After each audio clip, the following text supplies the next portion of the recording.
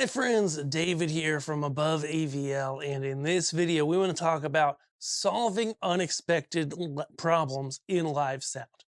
Now let me tell you, this one makes me chuckle a little bit. Why? Because I see a lot of people go through life and in live sound and other things, like I'm just thinking about you know, budgeting, right? Like if for an organization or for an individual. And sometimes people go, oh man, like, my HVAC unit died. It was unexpected, right? And in short, it was unexpected to an extent, but to another extent, right? When it comes to gear, whether this be audio gear or your HVAC in your home or your car or anything else, right?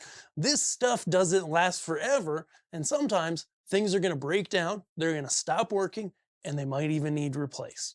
Okay. So when you run into problems, there you really should expect them. Like go through life like a 2-year-old, right? You're like walking down the hallway and you just fall over. And then it doesn't really frustrate you because you're like, you know what? That's normal, right? Problems are gonna happen. But dealing with them and dealing with them well is going to be what separates people that really are professional or having a professional outlook and people that aren't. Okay. So let's dive into solving problems in audio, making them, go away so that you can focus on making the best event possible.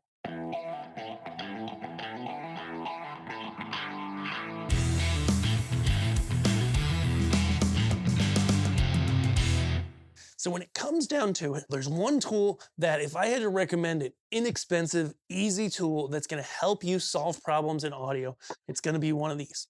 Okay, a solid cable tester that can also generate tone.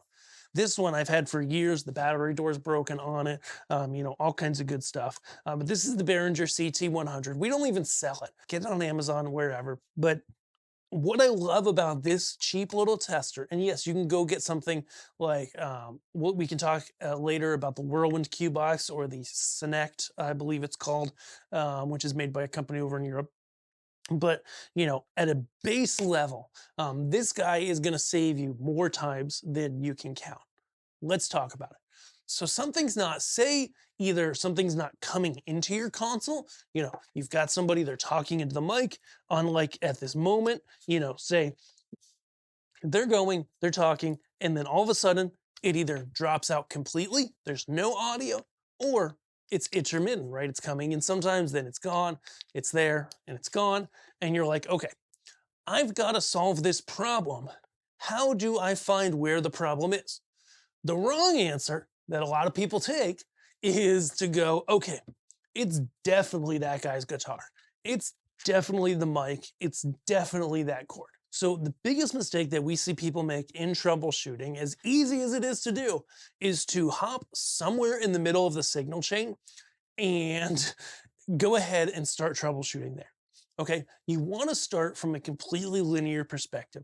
I personally like to start at the source and work my way all the way back to the mixer. More often than not, the problem is closer to the source, though not always, simply because of the fact that, the source, the cable connected to the source, and, kind of the stuff on stage gets moved around, gets the most physical use, right?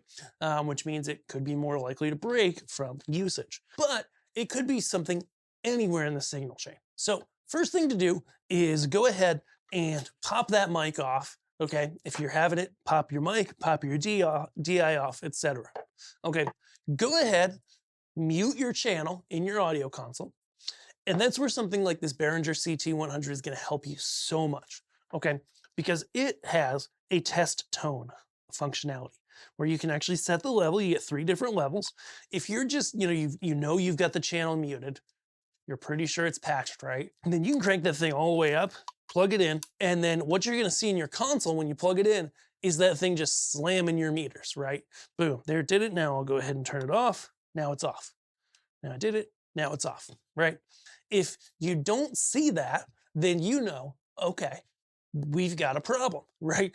And so that's where you go, okay, the whole signal chain, something between, where the microphone is, not the microphone itself, probably, but something further down the line is the problem. Okay.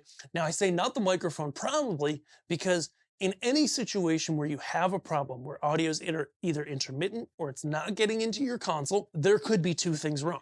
A lot of times there's only one thing wrong, but there could be two things wrong, and that can really, really trip you up when troubleshooting. Okay, so if you do see audio come into your desk, when you put this right, unplug the mic or the DI right at the source. Now you know, okay, go, wiggle the cable around while you got the test tone on, make sure it's staying consistent. But now you know the problem is generally most likely with the source itself, right? Check if it needs phantom power, because if it needs it and it doesn't have it, then it's not going to work. And then try that source on another working channel. There are situations where if you have a problem in your wiring, it could make one microphone or source work and not another. And so that's going to help you to know, hey, does this microphone actually work? Take it back to the console like I've got here, short cable direct into the console or stage box, right? And go, hey, does this thing work, right?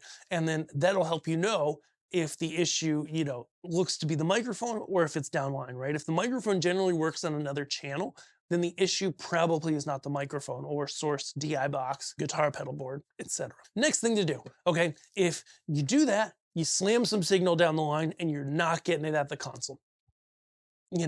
You've checked the microphone on another channel, the microphone or source is working. Okay, now we want to start to work backwards, right? So we want to go ahead and unplug, the cable going into the microphone, okay? Unplug that cable, pop it into a cable tester. Okay, so as I mentioned, this Behringer CT100, these are fantastic. Plug in your cable, both ends, okay? Cable tester mode, okay? What you'll see when you press the reset button is you'll see pin 1 to pin 1, basically, or pin 3 to pin 3, pin 2 to pin 2, pin 1 to pin 1. You'll see that on that chart, and that's what you want to see. Then you wiggle the bejesus out of the cable, use it like you would normally. You should not see any of these intermittent lights light up, right? If those intermittent lights light up like there, I just unplug it and I plug it back in, okay? That shows me intermittent lights with other lights means that it's connected now, but it did break for a second. If you see that on all the pins, that might mean that you unplugged it like I did. But if you only see it on some of the pins, it means that cable's definitely got an issue. Switch out the cable. Next, we're just gonna go down through the patch points in our rig and figure out where the problem is, right? So if your cable from the microphone itself is then going into a analog snake, like a stage box that goes into a snake that might go to a digital snake, might go to the direct to your console. Now we're gonna go straight into that stage box as straight in as we can. If we verified that this cable's good, okay, then we could use this cable, but we'd wanna try a different good cable as well too. Go right into the stage box, run the tone there, right? Go to the console end of the stage box, short cable that works, run the tone there. Because this is gonna tell you as you go through every step, hey, it didn't work here, but it worked here. Now I know either something doesn't work right or it's patched wrong, right? And that's where you can verify those patches, both digital and analog, until you see signal in the console. Then you start putting the signal chain back together, forwards, right? If you get all the way to the console and it still doesn't work, then guess what? You're either patched wrong in the console or you've got a setting wrong where, you might, again, need phantom power and you don't have it. You could, if you're not seeing signal, you could on some consoles have, for example, a limiter cranked all the way down to nothing, to as far negative as it goes, and could be limiting that signal from coming in at all.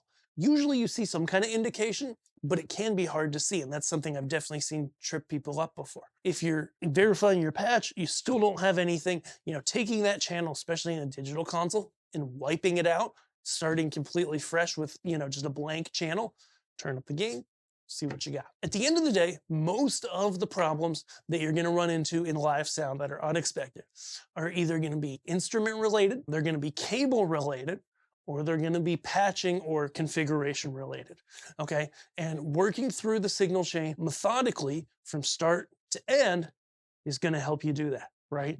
Plugging it in, going start to end, verify all the components, okay, they either work or they don't, plug everything back in, do they work or they don't, right? Try it on a different working channel, do they work or they don't, okay? And then it's gonna tell you, okay, if everything works, but on one channel but not on a different channel, then it's probably in the console configuration, but it could be the input on the console itself. All right. Working through these steps methodically and in line is going to really help you in your troubleshooting. Okay. It's going to help you from just chasing your tail, being like, oh, I checked this and I checked this and I checked this, but it's still not working. It's going to help you to find exactly where that problem is so you can solve it. Thanks so much for watching, guys. I appreciate you. If you're new here, give us a big thumbs up. And next time you need any audio gear or video gear or lighting gear, and this video helped you, then guess what? That's what we do at aboveavl.com. We help people find the right gear, get it into their hands. We've got lots of brands. We've recently expanded our audio by a number of brands.